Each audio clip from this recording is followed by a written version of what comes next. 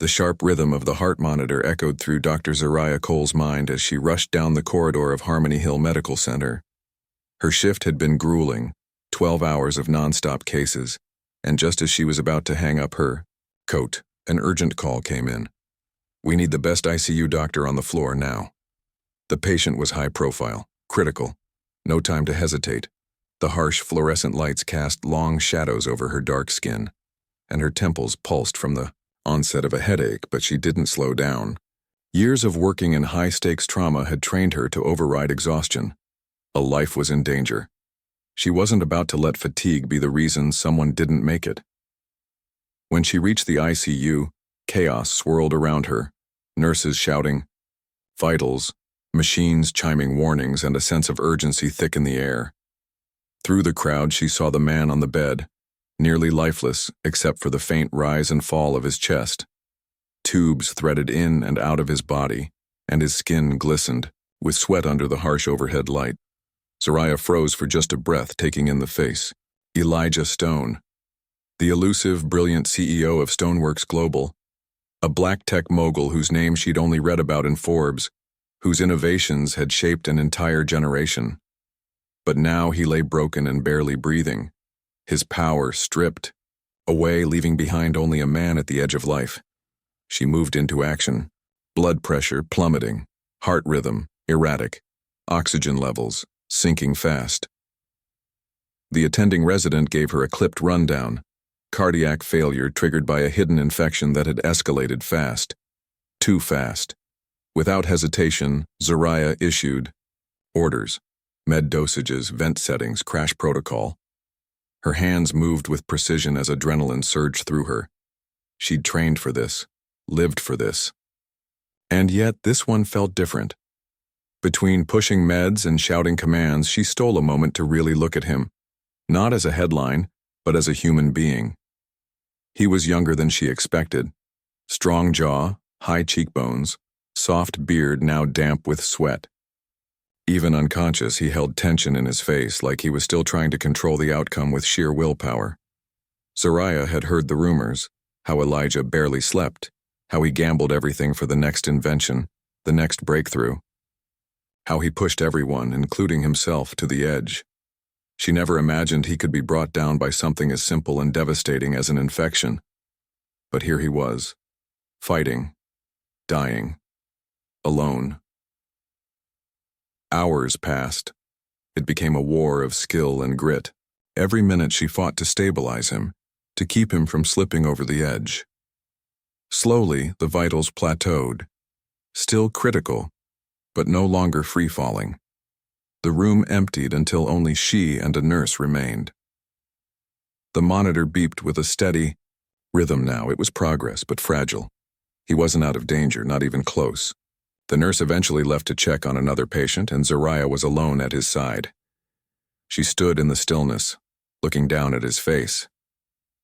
He was too pale, too still, the kind of stillness that whispered finality, the kind of stillness she'd seen right before the monitors went flat too many times. Her hands trembled slightly as she brushed a damp curl from his forehead. Something in her, a quiet ache born of loss and weariness, broke through the professional barrier she always held. She didn't even think. She just leaned down and pressed a soft kiss to his forehead. Not romantic, not planned, just a human moment. A whisper of comfort from one soul to another. A goodbye she wasn't sure he'd ever hear. But the second her lips touched his skin, a flicker of heat pulsed through her fingers. She pulled back quickly, cheeks burning. What had she done? Why had she done it? Maybe it was just exhaustion. Maybe it was her own memory of losing people without getting to say goodbye. Or maybe it was that deep, invisible pull she didn't understand. Something about Elijah Stone that made her feel like he wasn't just another patient. Like she needed him to live. Then the intercom crackled overhead. Another emergency. Zariah stepped back. One last glance at the man who had stirred something inside her she couldn't explain. She walked away, not knowing that Elijah's fight was far from over, and that the kiss she believed would be their final moment would soon change everything. The rhythm of the heart monitor pounded through Dr. Zariah Cole's mind as she rushed down the corridor of Harmony Hill Medical Center. She had just finished a brutal 12-hour shift when the urgent call came in. A VIP patient in critical condition needed the best ICU doctor available. She didn't hesitate. She pushed past the headache building behind her eyes, the burn in her legs, the weariness in her bones. This wasn't about her. A life hung in the balance.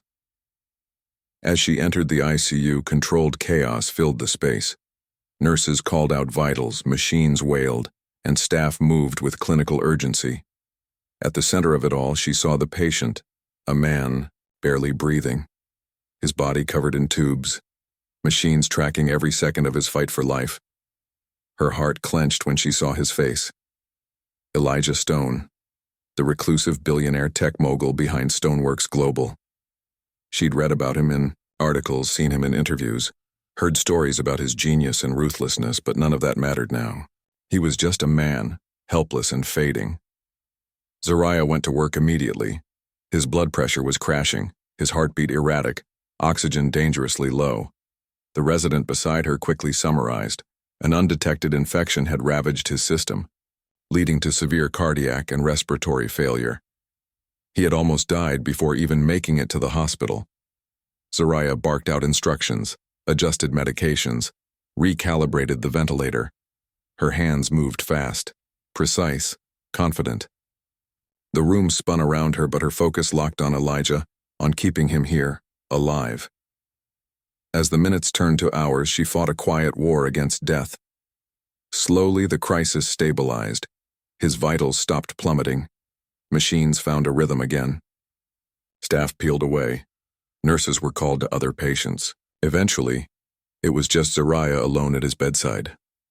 She stared down at him, her mind still racing, adrenaline still sharp in her veins. He looked so human now. No boardrooms, no inventions, no media headlines. Just a man, broken and breathing, because she refused to let him go. She studied the lines of his face, the tension still clinging to his expression even in unconsciousness. She'd heard he worked non-stop, that he pushed himself harder than anyone, that he chased brilliance like it owed him something. Now he lay silent, his life held together by machines and medication. She reached forward and brushed a damp curl from his brow. She didn't know what possessed her. Maybe it was the weight of the day. Maybe it was all the time she'd lost, someone and never had the chance to say goodbye. She leaned down and kissed his forehead. A simple, soft kiss. Not out of romance, not out of weakness. Just something human. A gesture of compassion. She thought it would be the last thing she ever gave him. The second her lips touched his skin, a jolt ran through her. Not electrical, not real, just a strange warmth, a flicker like life answering back. She pulled away, confused, embarrassed. What had she done? Why had she done it? It didn't matter. The moment passed. She collected herself and turned away, thinking he would never wake up, never remember, never know. But that kiss wasn't the end. It was the beginning of something that would unravel everything she thought she knew. Zariah had just peeled off her scrubs in the cramped on-call room, body aching from the shift, when a knock came at the door. A nurse stood in the doorway, eyes wide, breath short. "He's awake." That was all she said, but the weight behind the words knocked the exhaustion right out of Zariah's chest. Elijah Stone was conscious. The man she had nearly declared lost was alive. Awake.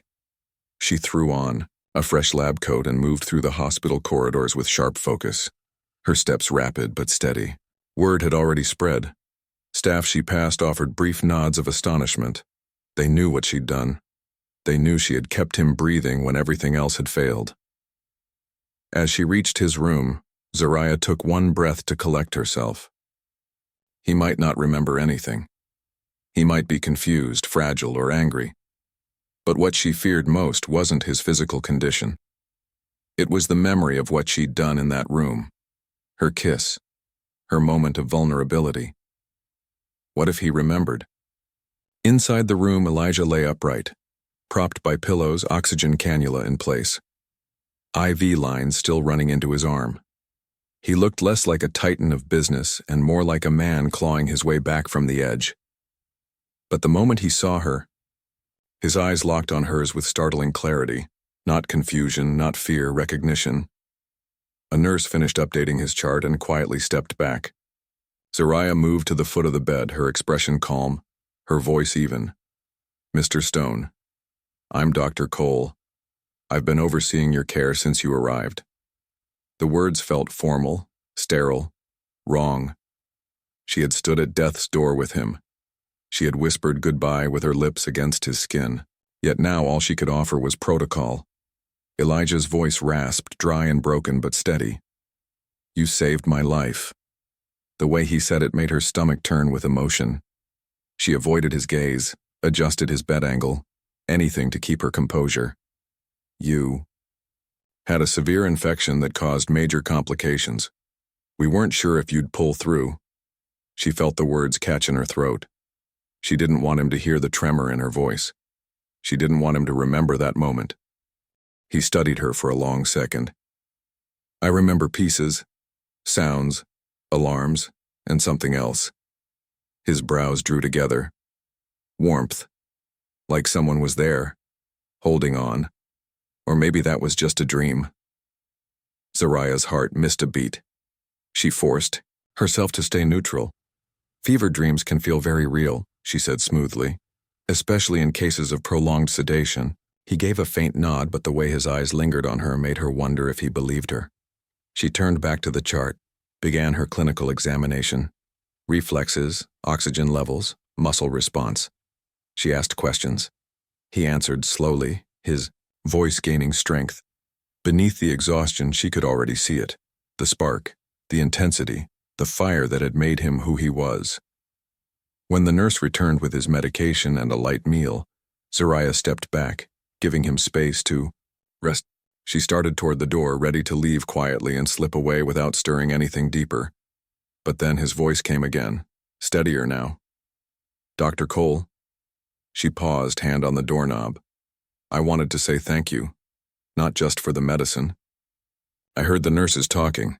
You stayed long after your shift, you wouldn't leave. I don't remember everything, but I know I wasn't alone." His gratitude wasn't performative, it was honest. It hit her like a wave. "I'm just doing my job," she said, forcing a small, practiced smile. "You still have a long recovery. Head. Let's focus on that." His eyes flicked away, and for a moment she thought she saw disappointment flash across his face. But he nodded. "Right. Let's do that." She left the room quickly, her mind spinning. Relief that he was alive, fear that he remembered too much, and a pull toward him she didn't want to name. She walked down the hall, heart beating in a rhythm she couldn't control. What had started as a desperate night in the ICU was becoming something else entirely. A line had been crossed. A connection had sparked. Whether she liked it or not, her life and Elijah Stone's were now tangled in ways she couldn't undo. The next afternoon, Zariah returned to the hospital off-duty. She wore no white coat, just a plain sweater and jeans, her stethoscope tucked away. She told herself she was only stopping by to check on Elijah's recovery, but she couldn't deny the real reason. She needed to see him. When she arrived, sunlight filtered through the blinds, casting golden lines across the sheets. Elijah was sitting upright in bed, flipping through a magazine with forced calm. His color was better, but the strain was still there in the set of his jaw and the slump of his shoulders. She knocked softly and stepped in. He looked up, and for a brief second something like relief crossed his face. "Dr. Cole," he said, his voice rough but clearer. "You're back." She gave a small smile, walking to his bedside. "You shouldn't be working, that magazine doesn't count as rest." He offered a faint smirk. "Old habits. I'm trying to stay sharp. My CFO's already pushing for a board meeting. I haven't been out of this bed for 3 days and they want decisions made." Zariah's smile faded. "You may feel better, but your lab work doesn't lie. Your body's still fighting.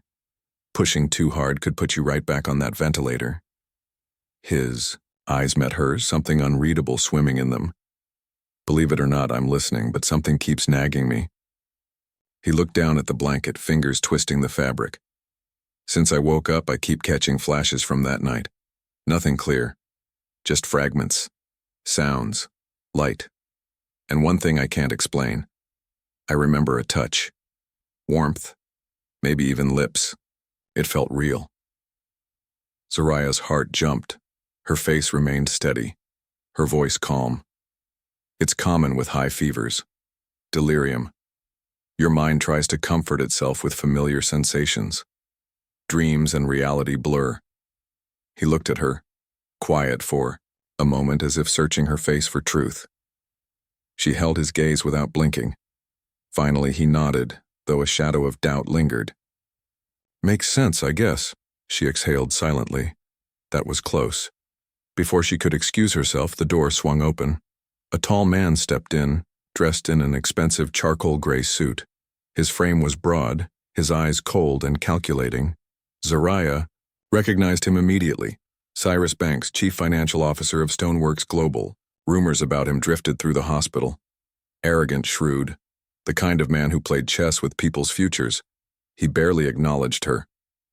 "We need to talk," he said flatly, eyes locked on Elijah. "Company matters can't wait, just because you're laid up." Elijah's jaw clenched. "I'm still recovering, Cyrus. You being out of commission has investors panicking. We've missed 3 internal deadlines. There's speculation about why you collapsed. We can't afford more rumors." Zoraya shifted slightly, instinctively protective. Cyrus's gaze flicked toward her, sharp with suspicion. "Especially when certain hospital staff seem unusually invested in your recovery." Her stomach twisted. The implication hung in the air like a threat. "Cyrus," Elijah said slowly, "if I needed privacy, that's my right. I've given everything to this company. One illness doesn't mean I've lost my mind." Cyrus stepped forward, voice low and loaded. "People are saying your breakdown was self-inflicted, stress, or worse. I don't want that narrative spreading, Elijah." Zoraya's pulse quickened. The man wasn't just delivering news. He was laying a trap. "Elijah still needs rest," she said calmly. "Stress will only slow his recovery."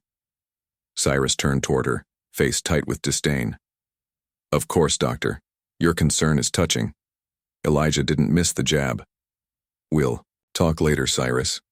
Privately." The CFO's lips tightened into a controlled smile. "As you wish." With one last glance at Zoraya, he turned and walked out. The door hissing closed behind him. Silence returned, heavy and charged. Elijah's hands trembled slightly as he rubbed his temple. "I'm sorry you had to witness that," he muttered. "Corporate politics, never pretty." Zoraya pulled the chair closer and sat. "I've seen family members fight over hospital bills, but this? That was different." He nodded. "Cyrus wants control. I've known it for years. I just never thought he'd move while I was unconscious." Her throat tightened. "You think he's behind what happened?" Elijah looked up at her, eyes shadowed with something dark. "I don't know, but I do know this. I trust you, Zoraya, more than I trust anyone in my own company right now." That simple statement shook something loose inside her. She wasn't sure she wanted that kind of trust, but she couldn't turn away from it either. "You shouldn't," she said softly. "We barely know each other." "But you were there," he replied, "when it counted, when it could have been the end." She didn't answer. She didn't need to. The room fell quiet again, not awkward, just honest. For a moment, the roles of doctor and patient blurred. Something deeper stirred between them, born in fear, shaped in survival. Whatever it wasn't over. Zoraya tried to ignore the rumors, the whispers in the break room, the sideways glances in the corridor. Nurses had started talking. Some claimed Elijah's sudden collapse was the result of stress. Others hinted at sabotage. But one thread in their conversation stung more than the rest. The idea that she and Elijah were closer than a doctor should be. She didn't entertain gossip. She stayed professional, kept her tone clinical, and made sure every interaction with Elijah was short, controlled, and grounded in medical necessity. but she couldn't stop herself from checking on him during her off hours. She told herself it was to monitor his recovery, to ensure there were no relapses. But the truth tugged at her chest every time she stood outside his door. It was about more than vitals. Late one evening, when the hallway outside his room was quiet, she walked in to find him slumped in his hospital bed, frustration etched across his face. A pile of documents rested on a tray beside him. Charts, printouts, reports he clearly shouldn't have been reading in his condition. She crossed her arms. "You should be sleeping." He looked up, tired but alert. "I know. I can't sit here and do nothing. Everything's moving without me. Cyrus is pushing for emergency board meetings. There's talk about removing me as CEO. I need to stay ahead. You nearly died. You don't get to run back into the fire 2 days later." His shoulders dropped, the mask slipping for a moment. "I don't know how to stop, and besides, there's something I can't shake. I don't think what happened to me was an accident." Zariah froze. He leaned back against the pillow. "Before I collapsed, I'd been noticing strange things. Missed emails. Overlapping appointments I never scheduled. Then I started feeling off. I chalked it up to exhaustion. But now, I'm starting to think someone let it happen. Maybe even helped it along." She sat on the edge of the chair by his bed, heart pounding. "You're talking about sabotage." He nodded slowly. "My private doctor's been running tests. There were medication levels in my system that I never authorized. I want to believe it was an oversight, a mix-up. But the closer I look, the more it feels intentional. I don't know who I can trust anymore." Zariah hesitated. Her instincts screamed to stay out of it. She was a physician, not a detective. But the look in his eyes, the raw vulnerability of a man who knew his enemies were circling, broke through her defenses. "What are you asking me to do?" "I need someone on the inside. Someone who understands the system. Someone who can look at my medical records, talk to staff, connect dots that I can't. I know this puts you in a difficult position. But Zariah, I trust you, completely." The words pierced through her hesitation. She nodded slowly. "All right. I'll see what I can find. Quietly. But you have to promise me something. Anything. Don't push yourself again. I won't stand by and watch you land in this. Bet a second time." He smiled faintly. "Deal." That night after her shift, Zariah walked into the hospital records room. She logged in using her ID, heart pounding with every keystroke. It felt like a violation. But something inside her refused to look away. She searched Elijah's file. At first, everything appeared normal. Charts, blood panels, routine notes. But as she dug deeper, something stood out. Medication dosages, higher than prescribed. Timestamps from hours before he was admitted. Notes signed with initials she didn't recognize. She printed the pages, stuffed them into a folder, and stepped into the hallway, heart thundering. She nearly bumped into Elena, a nurse she'd worked beside for years. Elena raised a brow. "You all right?" Zariah forced a casual nod. "Just double-checking a few things." She didn't sleep that night. Her mind replayed the data, the patterns, the inconsistencies. If Elijah was right, someone inside this hospital might have helped bring him down. The thought chilled her to the bone. The next morning, she stepped into his room with the folder tucked under her arm. He was sitting upright, scrolling through his phone. He looked up as she entered. "Any news?" She nodded and handed him the file. "There's something here. Someone either made a serious mistake or they did something deliberate. These doses weren't ordered. The initials don't match any nurse on your team, at least not one I can verify." His hands tightened on the papers. "So I wasn't imagining it?" "No. You weren't." Silence fell over the room, thick with realization. Then he looked at her, eyes fierce but soft. "I didn't want to pull you into this. I hate that I did. But now that you're here, I'm glad it's you." Zariah's voice was low. "Then we do this carefully. We don't accuse anyone. Yet we find out who's behind this. We protect ourselves." His fingers brushed hers as he nodded. A quiet, wordless promise passed between them. Whatever this was, this bond forged in fear, in a kiss she thought he'd never feel. They were in it together now. The day of the emergency board meeting arrived under a steel-gray sky. Clouds hung low over the city like a silent omen.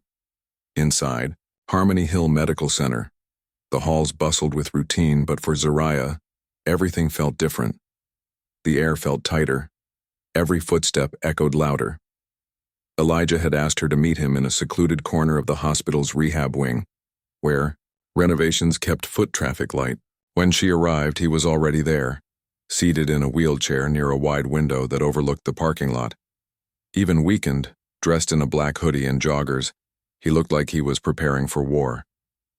His hands rested on an envelope, in his lap. The contents were the documents Zariah had dug up, the tampered records, the unexplained dosages, the nurse's initials that didn't match anyone on staff. "I didn't want to walk into that boardroom without talking to you first," he said as she helped position his chair. She crouched beside him. "You're really doing this?" "I have no choice," he replied. "Cyrus called me this morning, said if I don't appear, at least virtually, they'll start whispering that I'm no longer fit to lead, that I've cracked." Zariah looked at the envelope, then back at him. "You're going to show them this?" "I might have to," he said. "Let them see I have a reason to suspect foul play. Let them know I'm not just spiraling." She frowned. "That's dangerous. If you accuse someone without proof, they'll turn it back on you. Frame it carefully. Let the facts create the pressure. Whoever's behind it will slip." He nodded slowly. "That's what I needed to hear." Zariah pressed her palm against the folder. "This is only half the story. Make that clear. Say you discovered anomalies, that the hospital flagged unusual med levels. Don't name anyone, yet." Elijah's eyes softened. "It helps, knowing you're in my corner." She didn't respond to that. She just held his gaze, steady and unflinching. They didn't have time for more. Footsteps echoed down the hall. A nurse passed by, eyeing them with mild curiosity. Zariah quickly stepped back. She couldn't afford to draw more attention. She gave him one last look. "Whatever happens today, don't push too hard. If you feel lightheaded or short of breath, you stop. Promise me." "I promise," he said. Gripping the folder, she hesitated. "And Elijah, if it comes down to it, thank you. For trusting me. For letting me in." He nodded. "You saved me. In more ways than one." Zariah turned and walked away, heart pounding, unsure if this meeting would bring justice or bury them both. That evening, after her shift, Zariah returned to her apartment but couldn't rest. She checked her phone repeatedly. No calls, no texts, no updates. What had happened in that boardroom? When her phone finally buzzed, the caller ID was blocked. Her stomach flipped. She answered. "Zariah, it's me." Elijah's voice was low and hoarse, filled with exhaustion. "I left messages, but they must not have gone through. The meeting, it didn't go like I thought." She stood by the window, gripping the phone. "What happened?" They flipped. "The narrative," he said, bitterness bleeding into every word. "Cyrus came prepared. He showed fake documents, claimed I self-medicated under stress, claimed I had a breakdown, said the nurse with the mystery initials was part of my private team, that I manipulated my own dosage for sympathy." Zariah's throat tightened. "That's a lie. The timestamps don't match. They don't care. They used confusion as a weapon. By the end of it, the board was calling for a full leave of absence. Some even floated the idea of removing me permanently." She closed her eyes. "That can't be legal." "They made it about mental stability," he said. "The same way companies sideline people who don't fit the image. They're painting me as unstable. Meanwhile, the real traitor walks free." Her anger flared. "You showed them the real evidence, didn't you?" He paused. "I tried. But the damage was done. They framed everything as emotional outbursts. Even hinted that you..." He stopped. "What did they say about me?" They implied you were part of the plan, that you saved me just to get close, to access corporate assets. Soraya felt like the air had been punched out of her lungs. So now I'm the angle they're using to destroy you? They won't get away with it, Elijah said. Not if we find that nurse, not if we trace the initials. You were the only one who risked everything to help me. I'm not letting them bury that. She took a long breath. Then we do this carefully. No missteps. We find the nurse. We build this case brick by brick. I knew you'd say that, Elijah said quietly. You're the only person I trust. They didn't say anything else for a few seconds. Just silence. And in that silence was a weight they both felt. Soraya finally said, "Come back to the hospital. Use a private room. We'll plan the next move together. I'm already on my way." By the time Elijah returned to Harmony Hill, Soraya had arranged a private room tucked behind the radiology wing. Quiet, overlooked, and mostly used for overflow. She'd chosen it for one reason: secrecy. If they were going to dig deeper into what had nearly killed him, they needed privacy. Trust was no longer a luxury. It was survival. Elijah arrived leaning on a cane, his pace slow but determined. He was pale beneath his dark skin, fatigue lining his face, but his eyes burned with purpose. Soraya met him at the door, helped him settle into a chair, and locked it behind them. She pulled out a slim envelope from her coat pocket and laid it on the table. This is what I've been able to gather since the meeting. The nurse's name used in your records, Dana Kellum, it doesn't match anyone who worked during your admission week. No logs, no shifts, no verifiable hours. Elijah opened the envelope with trembling hands and examined the paperwork, jaw tightening. So they used her name, but she wasn't even present. I found an agency roster, Soraya continued. She's listed as part-time float staff. But when I cross-checked with scheduling, she hadn't worked here in over 6 weeks. If they forged her identity in your records, that's more than sloppiness. That's cover-up. Elijah leaned back, silent for a long time. Then he said, "We need to find her." Soraya already had her laptop open. "I got a last known address through internal contact channels. A friend in admin owed me a favor. I didn't tell them why." Elijah nodded. "Good. We talked to her. We confirm whether she even knows her name was used." They worked through the list of steps methodically, like strategists planning a battlefield campaign. Soraya would make contact. Elijah would keep his presence low profile, avoid triggering more boardroom panic. They would confirm the false record, trace the forgery, then expose the truth. As they planned, there were moments where they fell silent. Moments where their eyes met and something heavier than facts or evidence passed between them. A knowing. A connection forged not just in danger, but in the space between near death and survival. Soraya reached across the table, fingers brushing the edge of Elijah's hand. "Before we go any further, you should know. If this gets out, if anyone sees us working together like this, they'll say it's personal," Elijah said quietly. "That it compromises you." She nodded. "But it is personal now, isn't it?" Soraya didn't flinch. "Yes, it is." There was no fear in the admission, just honesty. A knock on the door made them both jump.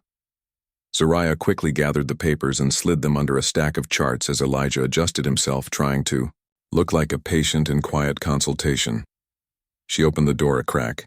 A young nurse stood with a clipboard. "Dr. Cole, we need your signature on the Williams transfer. It's urgent." "I'll be right there," Soraya said, voice calm. Once the door was shut, she turned back to Elijah. "You should go. Stay. Under the radar." He stood slowly, leaning heavily on his cane. "I'll wait for your update." Soraya hesitated. "Be careful. If Alden even suspects we're getting close." "I'll watch my back," he said. "But Soraya, watch yours." "Too, he's dangerous," she gave him a nod. Their fingers brushed again. Barely a touch, but it lingered longer than it should have. Then he was gone. That night, Soraya made the drive to Dana Kellum's apartment in East Briarwood, a modest building tucked behind a row of barber shops and corner markets. The neighborhood buzzed with early evening energy. Kids on scooters, music drifting from windows, the scent of fried chicken in the air. She found the unit and knocked. A slim woman in her early 30s opened the door. Her locks pulled into a tight bun. Her eyes were wary but not unkind. "Dana Kellum?" Zariah asked. "That's me." Zariah introduced herself and explained the situation in careful terms, watching the woman's reaction closely. When Dana saw the forged chart with her name on it, her face went pale. "I never worked that night. I was out of state. I got receipts to prove it. Flight, hotel, even a time-stamped FaceTime with my niece. Whoever signed this wasn't me." "Would you be willing to give a statement?" Zariah asked. Dana hesitated. "If someone's using my name to mess with a patient's health, that's a line I don't cross." "Yeah, I'll write the statement." She handed over a folder of documents, receipts, confirmations, time-stamped messages. Everything Zariah needed to show the board what had really happened. By the time Zariah returned to the hospital, her mind was racing. They had the proof. They had the witness. The truth was closing in. She ducked into the private room again and found Elijah waiting, his cane resting against the wall. When she told him everything, showed him the papers, he didn't speak for several seconds. Then, softly, he said, "We're going to bring this whole thing down." Zariah stepped close, her voice low. "We do it smart, clean, no dramatics, no mistakes." "And when it's done?" he asked. She met his eyes. "Then we see where this story takes us." The following evening, a heavy silence settled over Harmony Hill Medical Center. Zariah paced outside the small consultation room they had prepared. Inside, Elijah sat in a wheelchair, his face calm but focused, his eyes betraying just how much was riding on the next hour. Tonight they weren't just pushing back. They were going to expose the truth. With Dana Kellum's affidavit, her time-stamped receipts, and the tampered medical records, they had enough to go public. But Elijah wanted one more thing: a virtual emergency board meeting. He wanted the truth spoken directly into the faces of the very people who had tried to bury him. His personal assistant, Carter, stood beside him adjusting the webcam and audio equipment. The laptop on the table showed connection status as names began to appear. The Stoneworks board members, one by one. Video feeds flickered to life. Faces filled the screen, men and women in suits, half covered by shadows and the glow of expensive home offices. Then, at the far end of the screen, Cyrus Alden joined. His suit was flawless, his expression unreadable, his tone as flat as ever. "Let's keep this short, Elijah." Zariah stepped into the frame, standing behind Elijah. Her arms were folded, her face calm, her body language firm. She wasn't just there as a doctor anymore. She was his ally. Elijah spoke first. "Thank you for attending. I've called this meeting to clarify some serious concerns regarding my recent hospitalization and the circumstances surrounding it." He laid the documents on the table in front of the camera. "There were anomalies in my medical record, medication levels that don't match prescriptions. A nurse's name, Dana Kellum, assigned to my case on paper but never present in the hospital." Elijah nodded toward the door. It opened and Dana stepped into the room. She wore a simple navy blouse and slacks, her face tight with nerves but strong. "My name is Dana Kellum," she said to the screen. "I'm a registered nurse with Bright Horizon Staffing. My name was forged in Mr. Stone's medical chart during the week of his collapse. I have never administered care to Mr. Stone, nor was I scheduled to work in the hospital during that period. I was out of state." She held up her documentation. "These are my flight receipts, hotel confirmations, and communication logs showing I was elsewhere. I am here voluntarily to clear my name and to expose whoever used it without my consent." A ripple of murmurs moved across the board. Cyrus leaned forward, expression cool. "This could be fabricated. Anyone can produce receipts." Elijah didn't flinch. "Then let's add audio." Carter tapped a key. A recording played, grainy, but audible. A voice unmistakably Cyrus's said, Make sure he's out of the way. We'll run the launch without him. Get someone to log the dosage. Use a night shift. No one will know. Gasps followed. Some board members went mute. Others leaned in, squinting at the feed. Cyrus's face didn't change, but the tightness around his eyes gave him away. That recording is incomplete, he said, voice clipped. Out of context. This is a coordinated attack on my reputation. Zariah stepped forward. I'm Dr. Zariah Cole, attending intensivist at Harmony Hill Medical. I oversaw Mr. Stone's care the night he nearly died. His oxygen levels dropped. His heart stopped. I saved his life. That night I noticed irregularities, medications unaccounted for, initials from non-staff nurses. I followed protocol. I dug until I found inconsistencies. None of this is fabricated. This is a medical cover-up. The room fell silent. One board member, a woman with silver braids and a crimson blazer, finally spoke. Cyrus, is any part of this true? His jaw tightened. You're letting emotion cloud judgment. Another board member cut in. Do you deny the voice in that audio is yours? Cyrus hesitated. It was over. Elijah's voice filled the space, quiet but powerful. I gave my life to Stoneworks. If someone tried to destroy me from the inside, I will not stand down. You tried to bury the truth under chaos. You tried to paint me as unstable. You forged records. That ends tonight. The screen erupted in demands, requests for audits, calls for Cyrus's suspension, immediate investigations. The digital feed shimmered as board members began signing off, shaking their heads, not even looking at Cyrus anymore. When the last video window vanished, Elijah slumped in his chair, the adrenaline leaving his body all at once. Dana exhaled in relief and whispered, I hope this puts things right. You've done more than enough, Elijah said. Carter nodded and escorted Dana out to the hospital's legal team, waiting to take her full testimony. Zariah remained behind with Elijah. He looked up at her slowly. It's done. She nodded. It's just beginning. Their eyes held each other for a long time. I owe you more than my life, Elijah said, voice low. You stayed with me when I was at my lowest. You believed something was wrong when no one else did. And you kissed me when you thought I wouldn't wake up. She felt her heart thud, breath hitching. You remember? She whispered. I didn't. At first, he said. But after the board meeting, I started remembering everything, and I know why you did it. I was slipping away, and you gave me something to hold on to. Zariah stepped closer, her fingers trembling slightly. I shouldn't have crossed that line. It was wrong. It was real, he said. And it saved me. She leaned in and kissed his temple. This time not a goodbye, not desperation, but a beginning, a promise. He wrapped his arm around her waist, and for the first time since his collapse, they both exhaled in peace. The battle was far from over, but they weren't alone anymore. The next morning, Harmony Hill buzzed with tension. Whispers about the boardroom explosion had already begun to circulate through hospital halls. Staff exchanged glances in elevators, nurses passed messages in low tones, and security made quiet rounds near the back entrances. But for Zariah, all of that faded the moment she stepped into Elijah's private room. He was sitting upright in bed, dressed in a fitted black thermal shirt, his cane resting beside the tray table.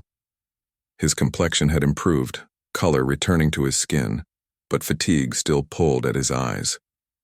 When he looked up and saw her, something shifted in the space between them. The walls, the machines, the tension, they disappeared. He didn't speak at first. Neither did she. Then he broke the silence. Do you know what I kept thinking about last night? She raised an eyebrow but said nothing. That kiss, he said. The one you gave me when you thought I was already gone. Zariah's body went still. I wasn't supposed to remember, he continued, voice soft but sure. But I did. Not at first. But over time, it kept coming back to me. The warmth. The quiet. I felt safe when I should have felt nothing. That moment anchored me. She lowered her gaze. It wasn't meant to cross a line. I didn't want you to die without knowing someone cared. I didn't die, he said. And now I know. Soraya stepped closer to the bed, her hand brushing his. It's complicated now, I know, he said. But I also know what I felt. Not just in that moment, but in every moment since. I was trying to fight my way back to the world, and you were the reason I didn't stop. Her voice wavered. And what if this doesn't work outside this room, outside this chaos? Then we find out, he said, together. Soraya sat down beside him. Her heart beat steady now, no longer afraid of what it meant. She had crossed the boundary between doctor and patient. Not recklessly, not carelessly, but because something deeper had been growing in the shadows of the hospital night, something neither of them could ignore any longer. I never planned to feel this way, she admitted, and I've never risked my position, my career for anything like this. But I can't pretend it's not real. He reached for her hand, held it tightly. It's real. Their fingers laced together, and for a long moment, there were no words. Just breath, just connection, just the echo of a kiss that had once meant goodbye, and now meant everything. I don't know where this leads, she whispered, but I'm willing to follow it. So am I, he said. I'm done pushing people away. I want something that's not built on boardrooms or competition. I want something honest. Soraya smiled softly. You want something human? He nodded. Yeah, I want you. And this time, when she leaned in, she didn't hesitate. Their lips met, slow, sure, warm, not as a question, but an answer. A full circle returned to the moment everything began, except now, it was no longer a fleeting whisper between life and death. It was a choice, a beginning. When they pulled apart, Elijah rested his forehead against hers. I'm going to get stronger, he said. I'm going to reclaim what's mine. But I'm not doing it alone. Soraya's hand rested over his heart. You're not alone anymore.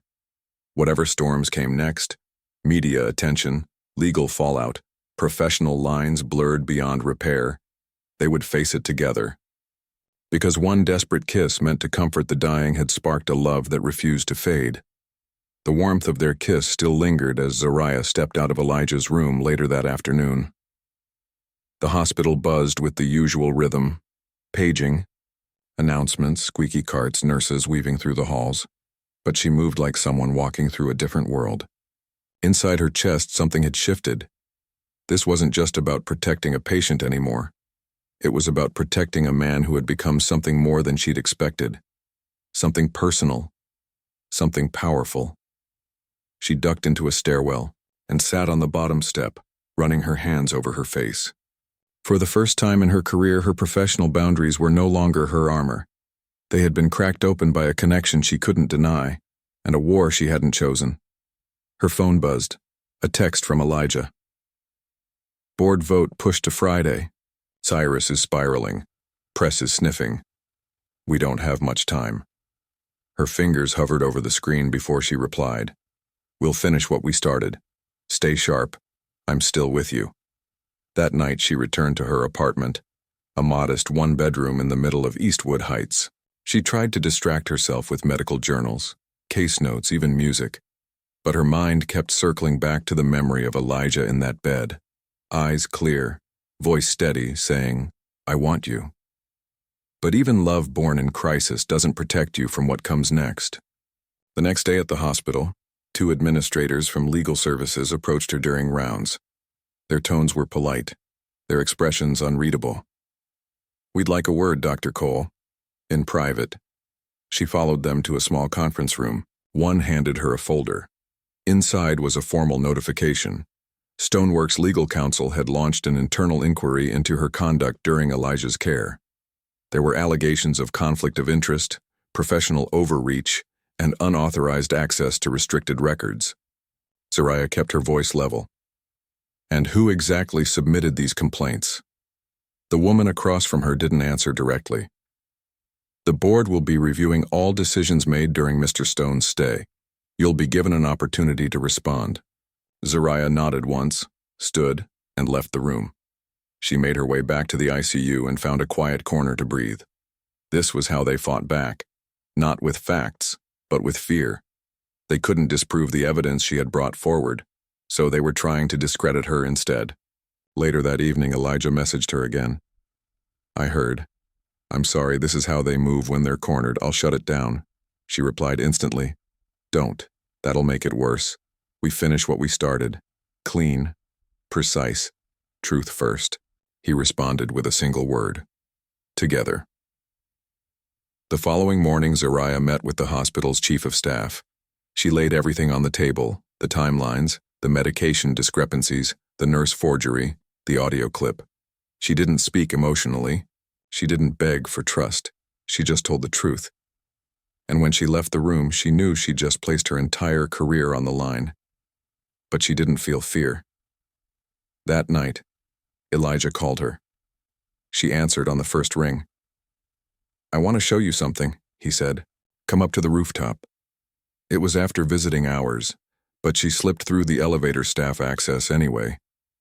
When she reached the rooftop, he was standing near the edge, wrapped in a black coat, leaning lightly on his cane. The city lights painted gold across his face. Behind him, the skyline stretched wide and electric. "I used to come up here after meetings," he said. "When everything got too loud, no one knew about it but me. I thought I'd show you the place where I go to think." Zariah stepped beside him. "Looks like a place where things begin." He turned to her. "I want this to be more than survival. I want this to be something we claim, not something we survive." She looked out at the city, then at him. "Then let's claim it." He reached for her hand and held it tightly, the city humming around them like a witness. The final vote at Stoneworks took place on a rainy Friday morning. Elijah wasn't there in person. He didn't need to be. The evidence, the nurse's affidavit, the audio clip, and the revised medication logs had all been submitted to the board's legal team. And this time, Elijah had a legal team of his own. Black attorneys from a powerhouse civil firm downtown, sharp as razors, and ready to hold the company accountable. Zariah stood by the window of the hospital cafeteria as the rain hit the glass, coffee untouched in her hand. She'd done everything she could. Her career was still under review, her name floating in the liminal space between whistleblower and scapegoat. But she wasn't afraid anymore. By noon, her phone rang. Elijah's voice came through, firm, steady. They voted. Alden's out, charges pending. The board publicly acknowledged the sabotage. I've been reinstated. Full powers. Zariah closed her eyes, letting the tension finally drain from her spine. I'm coming to see you, he added. Not as a patient, just as a man. Later that evening, Zariah stood in her apartment doorway as Elijah stepped inside, no longer leaning on a cane. He wore a charcoal coat over a navy turtleneck, and the calm in his posture said everything. He wasn't running anymore. They sat on her couch facing each other like a storm had passed and only the sky remained. There's something I need to say, she began. What we've shared, it didn't start the right way. I blurred a line, I know that, and I'm not proud of how it started. But I am proud of us. Elijah nodded. You saved me, Zariah. Not just medically. You saw something no one else did. You believed I was worth saving before I even knew I was worth fighting for. She looked into his eyes. So what happens, now? He reached for her hand, lacing their fingers together with care. Now? We build. Without secrets. Without boardroom games or hospital codes hanging over us. She leaned forward, resting her forehead against his. You and me. No more boundaries. Just real life. He kissed her again, this time slow and certain. It wasn't the kind of kiss that came from desperation or trauma. It was one that spoke of beginnings, of healing, of choice. Weeks passed. The investigation into Alden deepened. Zariah's suspension was lifted. The hospital cleared her name, citing her as the catalyst for saving both a life and a truth buried under corporate greed. Stoneworks released a public statement thanking her for exceptional commitment under pressure. But the only thank you that mattered came from Elijah, whispered to her skin in the quiet of their shared mornings. They didn't rush. They didn't need to. Love had already survived the impossible. From the cold hum of ICU monitors to rooftop promises beneath city lights, they had been tempered by fire. What began as a final kiss at the edge of death had become a bond no storm could shake. They moved forward, not as doctor and patient, not as CEO and caregiver, but as two people who had chosen each other when it mattered most. No longer strangers, no longer survivors. Now they were home, together,